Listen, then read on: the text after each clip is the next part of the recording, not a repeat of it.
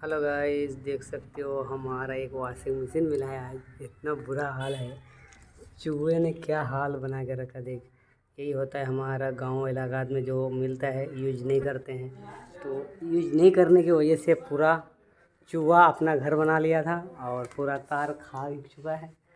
हर चीज़ बुरा हाल कर रखा है इसका। तो अभी इसी का हम सेटिंग कर रहे हैं, बिल्कुल सेटिंग कर रहे। देखते हो चला करके क्या हो रहा है या नहीं हो रहा है।